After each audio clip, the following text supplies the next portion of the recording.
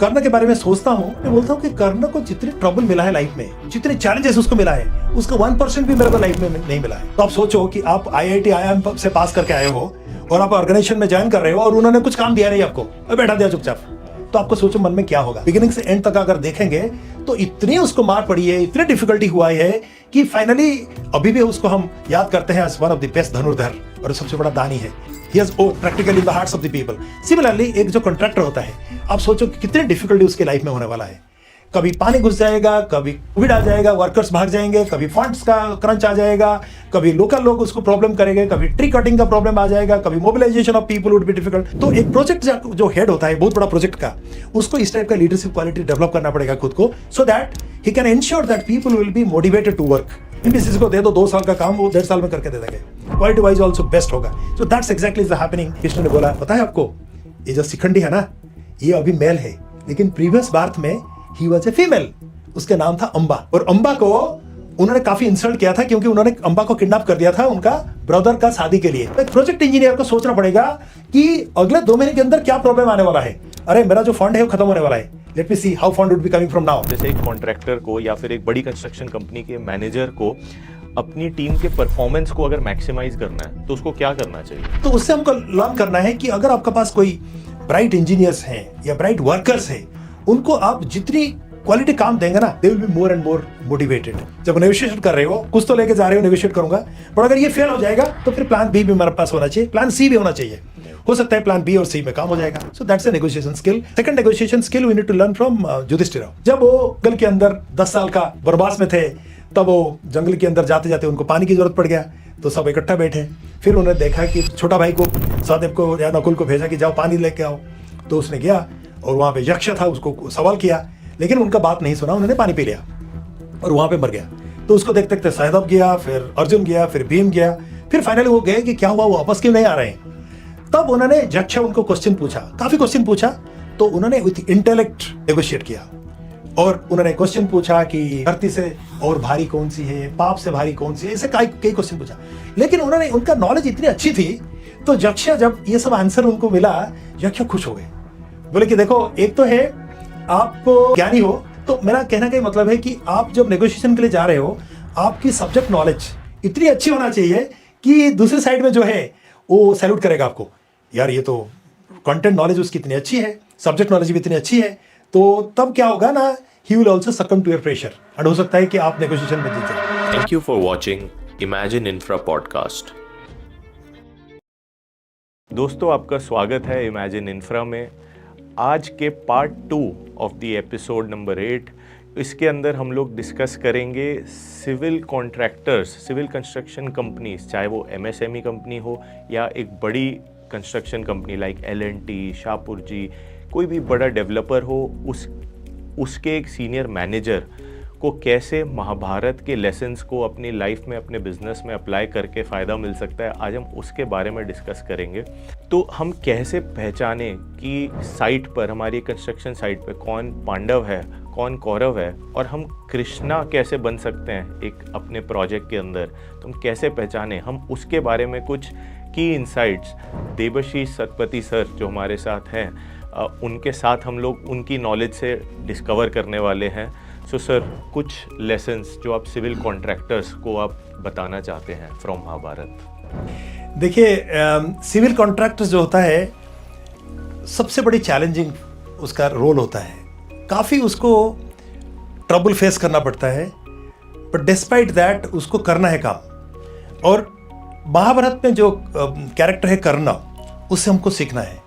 मैं कभी कभी जब कर्ण के बारे में सोचता हूँ, मैं बोलता हूँ कि कर्ण को जितनी ट्रबल मिला है लाइफ में, जितने चैलेंजेस उसको मिला है, उसका 1% भी मेरे को लाइफ में नहीं मिला है।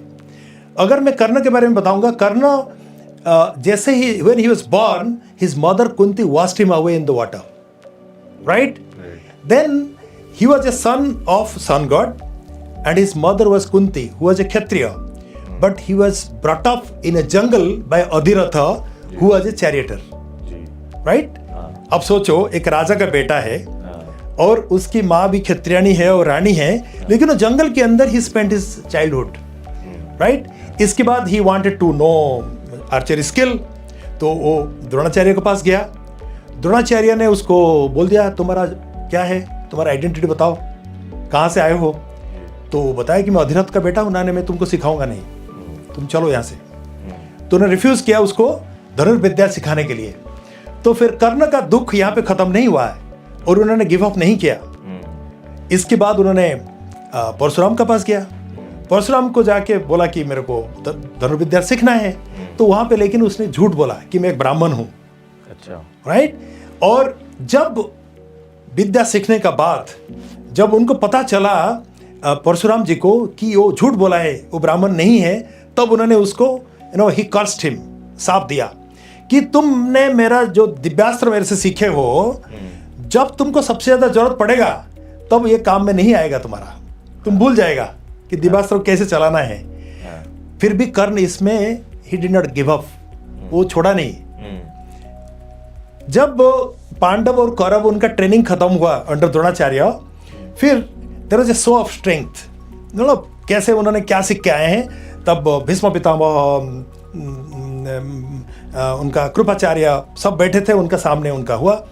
और अर्जुन ने इतनी अच्छा कमाल करके दिखाया कि he was about to be declared as the best धनुर्धर of the world, best archer of the world. फिर कर्ण वहां पे एंटर किया, एंटर करके बोला कि आप मेरे को बिना परमिशन दिए, मेरे को टेस्ट ना लिए, आप कैसे अर्जुन को डिक्लेयर कर सकते हो कि वो सबसे बड़ा धनुर्धर है।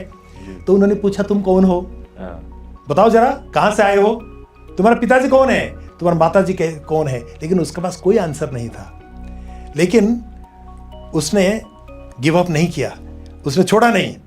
राइट। इसके बाद देखो और उसकी लाइफ में और कितने डिफिकल्टी आ रहा है। जब द्रौपदी का स्वयंवर हो रहा था, तब पूरे भारत से काफी राजा आए थे और दुर्योधन ने तो उसको अंग का राजा बना दिया था, उसने भी गया। उनको सबको बोला गया है, आपको क्या करना है, मछली ऊपर है घूम रहा है, उसका रिफ्लेक्शन देखना है और देख के उसको तीर मारना है, उसका आंखों में जाके लगना चाहिए। तो उसको बोला गया करने के लिए, वो कर दिया। लेकिन द्रौपदी ने बोली नहीं नहीं, तुमको मैं शादी नहीं करने वाला हूं। तो अब सोचो कि आप बारात लेके गए हो और लड़की मना कर देती है कि शादी नहीं करना है। लेकिन कर्ण इसमें दुख नहीं हुआ, उसको दुख तो हुआ होगा जरूर, लेकिन he did not give up. Right. इसके बाद कर्ण एक बार क्या हुआ कि वो जंगल में शिकार कर रहा था, करते करते बाय मिस्टेक उसने एक गाय को मार दिया। तो गाय का फिर जो मालिक था उसने आया, बोला कि तुमने इसको जीवदान दे सकते हो, तुमने तो मार दिया। ना जीवदान दे नहीं सकता ना, मैं फिर तुमको मैंने आई एम कर्सिंग यू, मैं साफ दे रहा हूं कि जिस रथ में तुम चढ़ के आए हो, उस रथ तुम जिंदगी का सबसे बड़ा जो तुम वार लड़ाई करता रहेगा, उस टाइम ये रथ जो है ना तुम्हारा साथ नहीं देगा, वो क्या होगा, कीचड़ के अंदर घुस जाएगा। तो फिर भी आप देखो कि कर्ण ने गिव अप नहीं किया।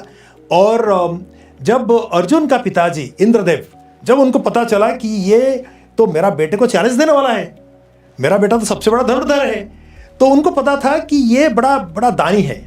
और सुबह नहाने का बाद जब उसका पिताजी को प्रार्थना करने के लिए जाता है सूर्यदेव को, तब उसको कुछ भी मांगो वो दे देगा। तो उन्होंने क्या किया, एक ब्राह्मण का वेश में आया और बोला कि मैं तो कुछ मांगने के लिए आया हूं ना, जो मांगना है मांगो ना, मेरे को तुमको तुम्हारा कवच और कुंडल चाहिए। लेकिन उसने बोला ये तो मेरा शरीर का भाग है ना, मेरे को पता नहीं, मेरे को कवच और कुंडल चाहिए। तो फिर उन्होंने बोला आप फिर ब्राह्मण नहीं हो, आप इंद्रदेव हो, लेकिन मैंने अगर कुछ बोला हूं तो मैं आपको दूंगा। तो विथ लॉट्स ऑफ डिफिकल्टी उसने शरीर से, जो शरीर का भाग था, कवच और कुंडल उन्होंने दिया। तो मेरा ये कहने का मतलब ये है कि आप सोचो अभी तक कर्ण को कितनी मार पड़ी है, कितनी डिफिकल्टी हुआ है। राइट। और उसका दुख इसमें खत्म नहीं हुआ है। कर्ण जब युद्ध स्टार्ट हुआ, तब Bhishma Pitamah was the army chief of Pandava Kauravas. उसने बोला कर्ण कहाँ है, ना इधर है, ना तुम लड़ाई नहीं करेगा, तुम बैठ जाओ चुपचाप। तो you are confined to the war room, you will not be permitted. तो फिर जब दुर्योधन ने आकर रिक्वेस्ट किया कि मेरा दोस्त है, इतने बड़ा धनुर्धर है, वो अगर आएगा तो हम जीतेंगे ना, the man who doesn't know how to respect women has no place to fight under my flag. He will not be permitted. He will be confined to the war room because he has used a very derogatory word against my putra Badhu, Draupadi, in the Rajya Sabha. I will not permit him. तो आप सोचो कि आप IIT IIM से पास करके आए हो और आप ऑर्गेनाइजेशन में ज्वाइन कर रहे हो और उन्होंने कुछ काम दिया नहीं आपको, बैठा दिया चुपचाप। तो आपको सोचो मन में क्या होगा। और एंड में जब वो आप अपना लाइफ का सबसे बड़ा युद्ध वो लड़ाई कर रहा था, तब उसका सचमुच उसका जो ये चैरियट था वो कीचड़ के अंदर घुस गया। जब घुस गया तो उन्होंने प्रार्थना किया अर्जुन को, अर्जुन मेरे को थोड़ा सा टाइम तो दे दो, क्योंकि as per the code of the war जब मैं निरस्त्र हूं तो मैं आप लड़ाई नहीं कर सकते हो ना। ये बताओ कि जब चक्रव्यूह में मेरा छोटा बेटा अंदर घुस गया था, वो बेटा छोटा बच्चा था, लेकिन आपने सबने क्या किया, सब मिलके उसको मारा। ये क्या कोड ऑफ द वॉर होता है? तो इसलिए आपने कोड ऑफ द वॉर तोड़े हो तो मैं अभी तोड़ रहा हूं और आपको मैं मारूंगा। तो उसने उनको मार दिया। कहने का मतलब ये है कि अगर आप अगर आप कर्ण का लाइफ बिगिनिंग से एंड तक अगर देखेंगे तो इतनी उसको मार पड़ी है, इतनी डिफिकल्टी हुआ है कि फाइनली अभी भी उसको हम याद करते हैं as one of the best धनुर्धर और सबसे बड़ा दानी है। तो finally he has won practically in the hearts of the people. Similarly एक जो कॉन्ट्रैक्टर होता है, आप सोचो कि कितनी डिफिकल्टी उसके लाइफ में होने वाला है। कभी पानी घुस जाएगा, कभी कोविड आ जाएगा, वर्कर्स भाग जाएंगे, कभी फंड्स का क्रंच आ जाएगा, कभी लोकल लोग उसको प्रॉब्लम करेंगे, कभी ट्री कटिंग का प्रॉब्लम आ जाएगा, कभी mobilisation of people would be difficult. तो अगर कर्ण को उन्होंने अजय सिंबल, अजय गाइड वो एक्सेप्ट करेंगे तो उनको प्रॉब्लम नहीं आने वाला है। पहला चीज है। दूसरी चीज है, एक कैरेक्टर जो है वो है आपकी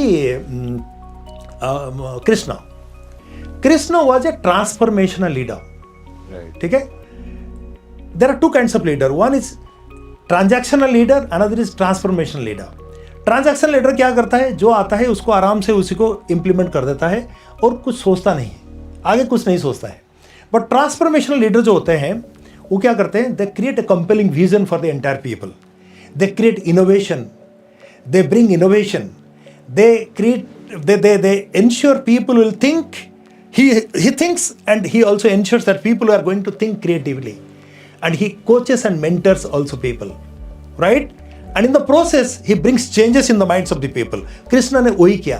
जब अर्जुन ने बोला कि मैं किसका साथ लड़ूंगा, मेरा सामने तो मेरा भीष्म पितामह खड़े हैं जिसका गोदी में मैं बचपन बिताया हूं, ये देखो द्रोणाचार्य, उन्होंने मेरे को धनुर्विद्या सिखाए और मैं उनको जाके लड़ूंगा उसी धनुर्विद्या को लेके?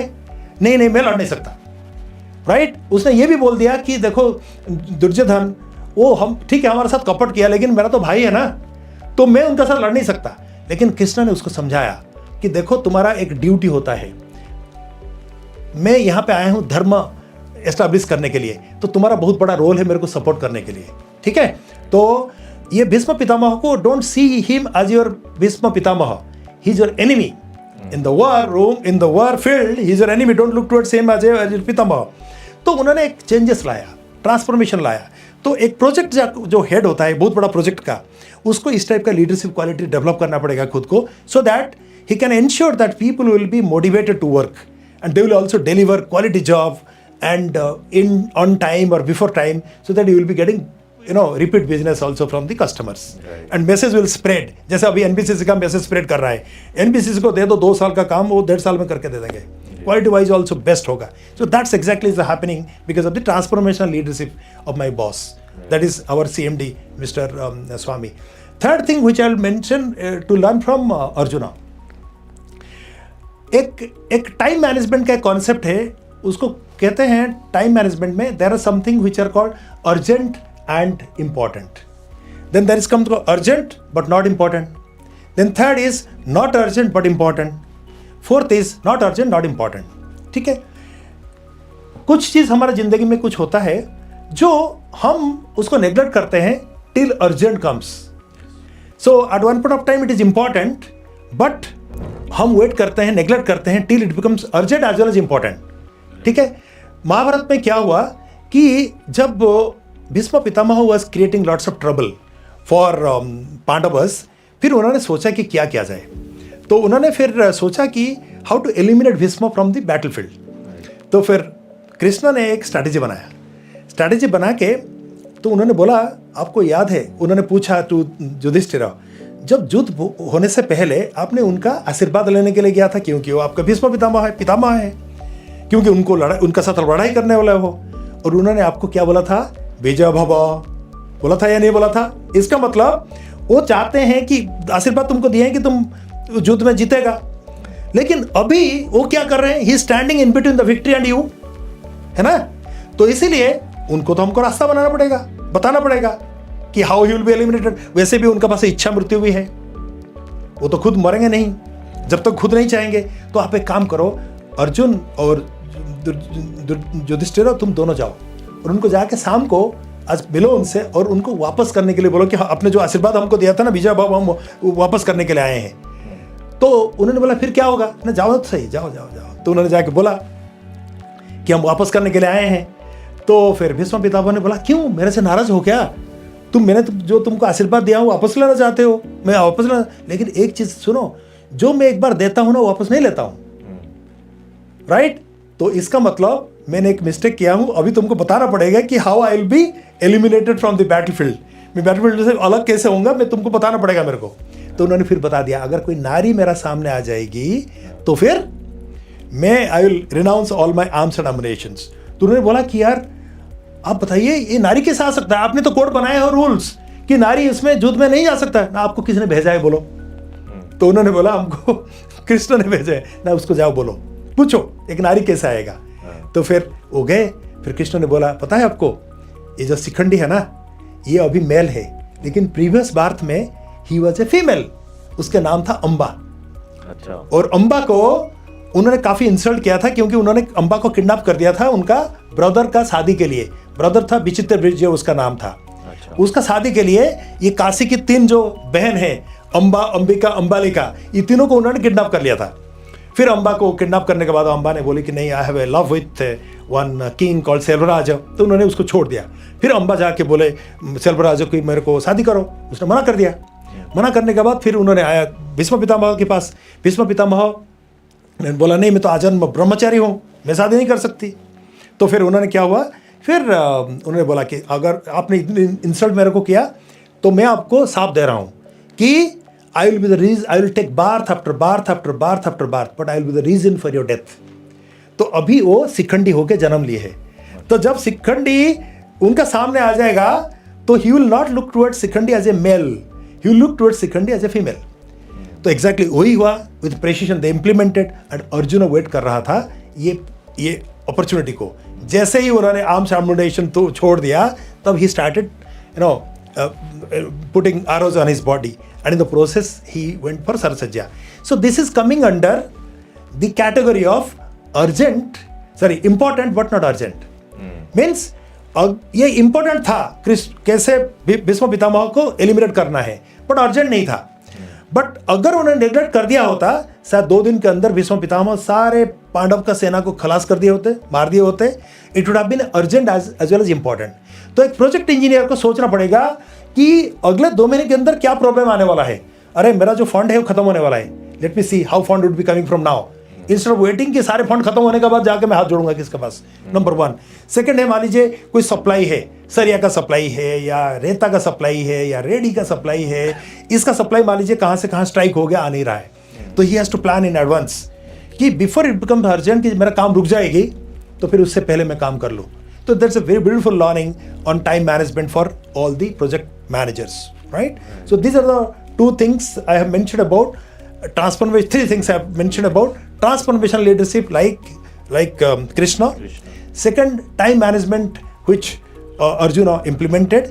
Then third, we have talked about resilience and perseverance, which we need to learn from Karna. ये तीनों क्वालिटी सारे प्रोजेक्ट मैनेजर को सीखना पड़ेगा उनसे। Amazing. And this actually also relates, जो हमने फर्स्ट पार्ट में डिस्कशन किया था बैलेंस स्कोर कार्ड के बारे में, कि अगर हमें जैसे टाइम मैनेज करना है कि हम इंपॉर्टेंट चीज़ों को पहले ही पकड़ ले, तो अगर हम बैलेंस स्कोर कार्ड भी मेंटेन करके चल रहे हैं तो हमें पहली प्रायोरिटीज़ पता रहेंगी कि अच्छा कहीं कोई डिसबैलेंस तो नहीं हो रहा, so that before it becomes urgent we actually work on it, we actually solve the problem. So this is a very interesting concept. तो इसमें सर मैं आपसे पूछना चाहूँगा, जैसे एक कॉन्ट्रैक्टर को या फिर एक बड़ी कंस्ट्रक्शन कंपनी के मैनेजर को अपनी टीम के परफॉर्मेंस को अगर मैक्सिमाइज करना है तो उसको क्या करना चाहिए? देखिए, परफॉर्मेंस अगर मैक्सिमाइज करना चाहिए, उनको कैसे एंगेज रखेंगे, सूटेबल एंगेज करेंगे, दैट इज़ वेरी इंपॉर्टेंट। ठीक है, एक तो है आपके पास ना काफ़ी इंजीनियर्स होंगे, काफ़ी ब्राइट होंगे, आपको उस हिसाब से उनको काम देना पड़ेगा। ताकि क्या होगा कि they will be very happy कि हम कुछ क्वालिटी जॉब कर रहे हैं. For example Karna was a very good warrior, लेकिन उन्होंने जब भीष्म पितामह ने उसको एक रूम के अंदर डाल दिया till he was the army chief, तो it was high level of demotivation हुआ. तो उससे हमको लर्न करना है कि अगर आपके पास कोई ब्राइट इंजीनियर्स हैं या ब्राइट वर्कर्स हैं, उनको आप जितनी क्वालिटी काम देंगे ना, they will be more and more motivated. So that's the first thing we need to do. Second is that you be a good listener also, active listener. हो सकता है कभी कभी कुछ ऐसे आइडियाज आपके मन में आ जाएगा वर्कर्स का या आपके इंजीनियर्स का जो आपके दिमाग में नहीं है, बट वो आपको आके सजेशन दे देंगे. सजेशन देने का बाद क्या होगा, अगर आप एक्टिव लिसनर हो, आप ढंग से सुन रहे हो, तो it may so happen that you will also do wonders. इसीलिए धृतराष्ट्र को मैं एक कॉम्पिटेंस उनसे लर्न करना है, दैट इज एक्टिव लिसनर. वो हर टाइम सबको अपॉर्चुनिटी देते थे बोलने के लिए. इवन द्रोणाचार्य भी एक बार एक वो सोल्जर जो है उसका उनका पास आया और उनको कुछ पूछने बोला, लेकिन उनका बेटा जो था उसने बोला कि नहीं, ये वर्कर्स का, ये सॉरी सोल्जर का क्या बात सुन रहे हो, नहीं, वो कुछ अच्छा चीज़ बोल रहा है. So you need to be a very active listener. That's an important thing we need to do. Third thing we need to learn also, देखो आपके पास जितने वर्कर्स हैं ना या जितने इंजीनियर्स हैं, उनको आपको डिफरेंट ट्रीटमेंट करना पड़ेगा. Because some of them would be highly talented, some of them will may not be working well. जो हम प्राइवेट सेक्टर में मजाक से बोलते हैं गधे घोड़े तो बराबर हो नहीं सकते, सब गधे होंगे, सब घोड़े होंगे.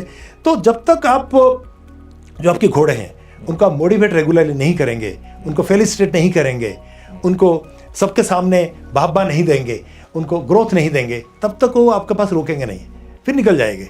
So it's very very important उनको देना है. और जो काम नहीं कर रहे हैं उनको भी आपको बताना पड़ेगा, भाई देखो ऐसा काम नहीं चलेगा, बिकॉज हम अर्न कर रहे हैं इसी प्रोजेक्ट से. So that's an important lesson we need to learn from Mahabharata also. Very nice, very nice.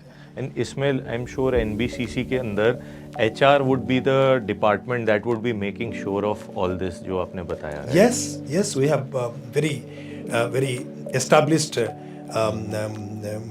systems and processes which motivates the people in the organization and which gives due importance to the people. The reward and recognition scheme is very very robust, and in the appraisal also we differentiate between the high performer and low performers. Yes. Right. Very nice, very nice. तो इसमें sir जैसे अगर मैं contract जब बन रहा होता है या किसी कॉन्ट्रैक्ट में किसी वेंडर से नेगोशिएट होता है, कस्टमर से नेगोशिएट होता है, तो वो सारे अलग अलग नेगोशिएशन के बारे में हम क्या सीख सकते हैं? क्या हम जैसे आई नो कि Krishna ji he was the guiding force for the Pandavas, तो उन्होंने बहुत सारे नेगोशिएशन बैक एंड पे वो कर रहे थे, तो what can we learn from him? Okay, negotiation में हमको कृष्ण से बहुत अच्छा चीज़ सीखना है. कृष्ण जब देखा कि वॉर अभी शुरू होने वाला है, तो पांडव की तरफ से he went as a peace ambassador and he went to Dhritarashtra's राजसभा. तो उन्होंने जाके पहले एक नेगोशिएशन के टैक्टिक्स में उन्होंने पहले प्रेशर डाला और प्रेशर डाल के उन्होंने ऑलमोस्ट गाली दिया टू धृतराष्ट्र. तो गाली दिया कि देखो आप तो अंधे हो और आपकी जब आप कोई डिसीजन भी लेते हो आप अंधे जैसे ले रहे हो, क्योंकि एक देश का जो फ्यूचर है ना वो इंपॉर्टेंट होना चाहिए आपके लिए, लेकिन आपकी बच्चों का फ्यूचर को आप सबसे ज़्यादा इंपॉर्टेंस दे रहे हो. तो इसीलिए इतिहास आपको कभी क्षमा नहीं करेगा. So you wanted to put pressure on him and he said कि दुर्योधन और दुशासन उन्होंने द्रौपदी वस्त्रोहरण किया, लेकिन राजा कौन है? आप हो ना. इतिहास आपको रेस्पॉन्सिबिलिटी देगा कि आप राजा थे तब ये सब अघटन हुआ है. इवन लाक्षागृह का जो इंसिडेंट हुआ वो भी आप राजा हैं, तो इसलिए इतिहास जो है आपको दोष देगा. देन उन्होंने बोला कि ये जो आपके जितने इंसिडेंट होने वाला है और आप आगे उन्होंने फिर प्रेशर उनके ऊपर डाला कि अगर ये युद्ध होता है तो आप सोचो कि जितने बड़े बड़े राजा आएंगे आपके साथ अब आपकी साइड से लड़ने के लिए, ये सब मर जाएंगे. और आपका भी 100 पुत्र है ना, आप भी खुद आंखों में देखेंगे कि आपके 100 पुत्र सारे मर जाएंगे. आप चाहते हो? तो ये उन्होंने नेगोशिएशन के लिए काफ़ी प्रेशर डाला था कि युद्ध ना हो. फिर भी क्या हुआ कि इसमें कोई लाभ नहीं हुआ. फिर दुर्योधन आके बोला मैं तो without war I cannot give a inch of land. बिना युद्धे नहीं दूंगा, क्या है, सुचक्रम मेदिनी और समथिंग ही मेंशन। तो फिर कृष्ण ने बोला यार कुछ तो करना पड़ेगा नेगोशिएशन के लिए। तो उन्होंने बोला ठीक है, पांडव मांग रहे हैं 5 गांव, 5 गांव अगर भी दे देगा ना फिर भी वो संतुष्ट हो जाएंगे, और उनकी तरफ से मैं आया हूं बोलने के लिए। तो कहने का मतलब है कि आपका प्लान बी भी आपके पास होना चाहिए कुछ। जब नेगोशिएशन कर रहे हो, कुछ तो लेके जा रहे हो, नेगोशिएट करूंगा, पर अगर ये फेल हो जाएगा तो फिर प्लान बी भी मेरे पास होना चाहिए, प्लान सी भी होना चाहिए। हो सकता है प्लान बी और सी में काम हो जाएगा। So that's a negotiation skill we need to learn from him. Second negotiation skill we need to learn from Yudhishthir. जब वो जंगल के अंदर 10 साल का वनवास में थे, तब वो जंगल के अंदर जाते जाते उनको पानी की जरूरत पड़ गया, तो सब इकट्ठा बैठे। फिर उन्होंने देखा कि छोटा भाई को, भाई को उन्होंने सहदेव को या नकुल को भेजा कि जाओ पानी लेके आओ। तो उसने गया और वहाँ पे यक्ष था, उसको सवाल किया, लेकिन उनका बात नहीं सुना, उन्होंने पानी पी लिया और वहाँ पे मर गया। तो उसको देखते देखते सहदेव गया, फिर अर्जुन गया, फिर भीम गया, फिर फाइनली वो गए कि क्या हुआ, वो वापस क्यों नहीं आ रहे हैं। तब उन्होंने यक्ष उनको क्वेश्चन पूछा, काफ़ी क्वेश्चन पूछा, तो उन्होंने विथ इंटेलेक्ट नेगोशिएट किया। और उन्होंने क्वेश्चन पूछा कि कई क्वेश्चन उनको पूछा कि धरती से और भारी कौन सी है, पाप से भारी कौन सी है, ऐसे कई क्वेश्चन पूछा। लेकिन उन्होंने, उनका नॉलेज इतनी अच्छी थी, तो यक्ष जब ये सब आंसर उनको मिला, यक्ष खुश हो गए। बोले कि देखो, एक तो है आप इतने ज्ञानी हो और आपने जितने अच्छे से आंसर दिए हो, तो आपका जो 4 भाई अभी खो गए हैं, सॉरी मर गए हैं, उनको भी मैंने जीवदान दे सकता हूँ, अभी दोबारा वो उठ सकते हैं। तो मेरा कहना का मतलब है कि आप जब नेगोशिएशन के लिए जा रहे हो, आपकी सब्जेक्ट नॉलेज इतनी अच्छी होना चाहिए कि दूसरी साइड में जो है वो सैल्यूट करेगा आपको, यार ये तो कंटेंट नॉलेज उसकी इतनी अच्छी है, सब्जेक्ट नॉलेज भी इतनी अच्छी है। तो तब क्या होगा ना, he will also succumb to your pressure, और हो सकता है कि आप नेगोशिएशन में जीत जाएंगे। राइट। तो सर जैसे एक नेगोशिएशन में मेरा मानना है कि मैं सीखा भी है कि नेगोशिएशन को कोशिश करना चाहिए कि उसको विन विन रखें, इंस्टेड ऑफ कि हमारे को अपनी बात मनवा के आना है, उसको विन विन रखें। जैसे आपने लीडरशिप में कहा, एक होगी ट्रांजैक्शनल, एक होगी ट्रांसफॉर्मेशनल। तो मुझे लगता है नेगोशिएशन भी ट्रांसफॉर्मेशनल होनी चाहिए फॉर बोथ द पार्टीज़। सो उसका कोई एग्जाम्पल है क्या हमारे पास महाभारत में कि जैसे कृष्ण जी ने जब नेगोशिएशन किया तो उसको विन विन कैसे उन्होंने सोच के रखा? उन्होंने सोचा था लेकिन वो इम्प्लीमेंट हो नहीं पाया, क्योंकि उन्होंने जब धृतराष्ट्र के पास गया नेगोशिएशन करने के लिए और एज ए पीस एम्बेसडर, उन्होंने बोला कि आप अगर हस्तिनापुर रखना चाहते हो रखो, लेकिन इंद्रप्रस्थ उनको दे दो, क्योंकि उनका ये हक बनता है। क्योंकि उन्होंने जो आपने बोला 10 साल का वनवास उन्होंने कर दिया, 1 साल का अज्ञातवास वो भी कर दिया, तो अभी तो इंद्रप्रस्थ उनको दे दो। लेकिन ये दुर्योधन का जो घमंड था उसके लिए उसने राजी नहीं हुआ, तो फिर उन्होंने वार के लिए चला गया। लेकिन उन्होंने, कृष्ण ने सोचा था उस टाइप का कि विन विन सिचुएशन कैसे क्रिएट हो जाए ताकि वो भी खुश रहें, वो भी खुश रहें, दोनों पार्टी खुश रहें, ताकि क्या होगा, वार नहीं होगा। और ये सब जो आए हैं इतने बड़े बड़े वीर रथी, ये सब उनका no they will not die. That was right. So ego is something जो कि बहुत बार नेगोशिएशन में बीच में आ जाती है, उसको विन विन होने से रोकती है। सो दैट इज समथिंग जो हम लोग कृष्ण जी के जो ऑपोजिट साइड, जो अपने कौरव वाली साइड थी, वहां से सीख सकते हैं कि ego is not something that should come in between. Absolutely, ego का इसलिए तो आप देखा ना क्या नतीजा क्या हुआ। कर्ण इतना बड़ा वीर था, लेकिन उसका भी ईगो था और उसने गलत शब्द इस्तेमाल किया द्रौपदी के लिए। फाइनली उसका क्या हुआ, वो बेचारा गया। दुर्योधन को पता है आपको क्या हुआ उसका, दुशासन का क्या हुआ आपको पता है, जयद्रथ को इतना बड़ा वीर था उसका भी क्या हुआ, कीचक का भी इतना बड़ा वीर था क्या हुआ, और इवन भीष्म पितामह, उनसे काफ़ी कुछ सीखने का है। लेकिन उनका पास जो ईगो था, उन्होंने अंबालिका को जो किडनैप किया था, जिसकी वजह से उनका भी अब सर से गए। तो इसीलिए एंटायर महाभारत में जहाँ जहाँ ईगो आया है और जहाँ जहाँ कोई नारी के ऊपर इंसल्ट हुआ है, उसका नतीजा डेफिनेटली बहुत खराब हुआ है। तो दोस्तों मिलेंगे अब हम पार्ट 3 इस एपिसोड के अंदर, जहां पर हम सिविल इंजीनियर्स के लिए कुछ एक्साइटिंग नॉलेज और कुछ ब्रह्मास्त्र को अनकवर करेंगे देवाशीष सर के साथ।